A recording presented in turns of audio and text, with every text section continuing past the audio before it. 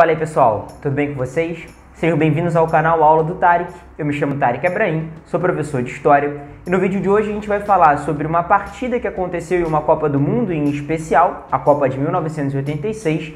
A gente vai falar sobre um grande jogador, o Maradona. A gente vai falar sobre um conflito entre duas nações, a Guerra das Malvinas. Bora lá? A Copa do Mundo de 1986 foi marcada por um jogo que entrou para a história. O jogo entre a Argentina e a Inglaterra, nas quartas de final daquela competição. Ele entrou para a história por causa de dois gols antológicos que foram marcados por Diego Armando Maradona, mas também por conta de todo o clima que se circundou a atmosfera dessa partida. Esse clima era de grande hostilidade, aliás, essa foi a partida sediada no Estádio Azteca que mais teve um esquema de policiamento por conta da preocupação das autoridades em relação ao comportamento hostil dos torcedores de cada um dos lados. E essa hostilidade, essa agressividade dos torcedores não é justificada pela competitividade esportiva em face de uma grande competição, uma oportunidade de um título mundial. A gente precisa interpretar essa relação histórica e principalmente as reações e manifestações dos jogadores, da imprensa em relação a essa partida por conta de um evento histórico que aconteceu 4 anos antes. Esse evento histórico é a chamada Guerra das Malvinas. Ela acontece entre a Argentina e a Inglaterra em torno da possessão desse conjunto de ilhas, desse arquipélago que era ali reivindicado pelos argentinos como pertencente ao seu território por direito, mas ocupado pelos britânicos pelo menos desde os anos 30 do século XIX. O contexto da Guerra das Malvinas tem a ver também com a situação política de cada um desses dois países. A Argentina já enfrentava um governo militar que durava muitos anos. Era a segunda ocasião em que os militares formaram uma junta de governo para poder administrar o país. A administração dos militares era marcada pelo autoritarismo, pelo espírito autocrático e também por graves dificuldades econômicas para a nação. O general Leopoldo Galtieri, que era o então presidente da Argentina naquela oportunidade, percebeu uma grande chance de conseguir inflamar os ânimos nacionalistas do seu povo ao produzir na Praça de Maio, a principal espaço, principal local das relações e manifestações políticas do país, lá em Buenos Aires. Ele consegue inflamar a população ao reivindicar a posse do arquipélago. Ele mobiliza as suas tropas e começa o processo de ocupação das Ilhas Malvinas, acreditando que os britânicos não iriam dar muita bola, não iriam fazer questão ou mesmo enfrentar os argentinos, já que houve ali uma ocupação militar. Só que do mesmo modo que a ditadura argentina estava desgastada, estava passando por um período difícil, o governo na Inglaterra não ia muito bem das pernas. O governo inglês era comandado pela primeira-ministra Margaret Thatcher, que é conhecida pela história como a Dama de Ferro. Aliás, a série da Netflix The Crown fala um pouco a respeito da relação da primeira-ministra britânica com a rainha Elizabeth. Não era uma relação das mais harmônicas, vocês podem notar isso na série. Inclusive, o que vocês acham de a gente fazer um vídeo sobre The Crown? Eu acho que é uma boa ideia aí para vídeos seguintes, vídeos futuros aqui do canal.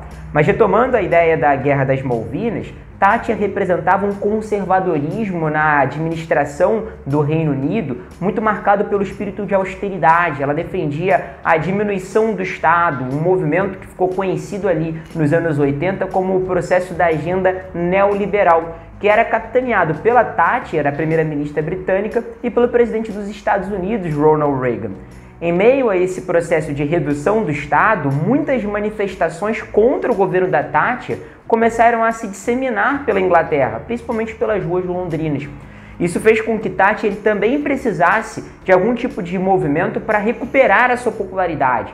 Haja vista que haveria ali a eleição para o parlamento e também para o cargo de primeira-ministra ou de primeiro-ministro, dependendo de quem fosse eleito, no ano seguinte, em 1983. E aí Thatcher reconhece essa invasão proposta pelos argentinos, sob o comando do general Leopoldo Galtieri, como uma grande chance de enviar as suas forças militares, principalmente a poderosa Marinha Britânica. Inclusive ela envia um submarino com armas nucleares para aquela região para conseguir demonstrar a sua força, a sua hegemonia em relação aos seus inimigos, aos argentinos. E a guerra vai ter uma duração muito curta, ela vai durar 74 dias, sendo uma vitória avassaladora por parte dos britânicos. Isso gerou a morte de quase 700 jovens argentinos, que foram recrutados para o serviço militar de uma maneira forçada. Muitos desses jovens argentinos tinham, lá na seleção de 1986, atletas da seleção como seus parentes. Então imagina só o ambiente do vestiário da Argentina antes de um grande jogo contra a seleção inglesa. Esse ambiente, com certeza, foi um ambiente marcado por uma grande comoção. Existem relatos de que o técnico da Argentina naquela ocasião colocou na parede do vestiário reportagens que mostravam a crueldade dos ingleses na Guerra das Malvinas e que lembravam aos atletas como que o povo argentino precisava ser vingado. Então aquele jogo de futebol acabou sendo carregado de uma série de símbolos, de uma série de significados que ultrapassaram e muito a classificação para a semifinal ou a eliminação numa partida qualificatória de Copa do Mundo. E o próprio Maradona fala a respeito disso. Eu trouxe aqui 2 comentários do Maradona que eu vou ler na íntegra para que vocês consigam ter a dimensão do que o camisa 10 e principal jogador daquela seleção sentia em relação à Guerra das Malvinas, que aconteceu 4 anos antes, e em relação à oportunidade de ter vencido a Inglaterra, mesmo que com um gol fraudulento, um gol de mão, que ficou conhecido como La Mano de Dios. A primeira frase do Maradona foi tirada de um documentário em que Maradona ele é retratado ali como grande líder daquela seleção vitoriosa na campanha de 86. E ele diz assim sobre a época da Guerra das Malvinas: nós, como argentinos, não sabíamos das questões militares. Disseram que nós estávamos ganhando, mas, na verdade, a Inglaterra estava ganhando de 20-0. Foi duro. A sensação no jogo, ou seja, no jogo de 1986, era igual a outra guerra. Repararam como Maradona fez menção ao sentimento de ter sido derrotado numa partida entre Inglaterra e Argentina, só que uma partida disputada no âmbito militar, e que agora era a oportunidade de, num outro jogo, vencerem a guerra os argentinos? Só que nesse jogo, o equipamento militar da Inglaterra não faria diferença. O que faria diferença era a capacidade dos argentinos de enfrentarem esportivamente os seus competidores, os seus rivais. Nós temos aqui uma outra fala do Maradona, posterior a essa ocasião, em que ele comenta quando ele foi convidado para encontrar o príncipe Charles da Inglaterra.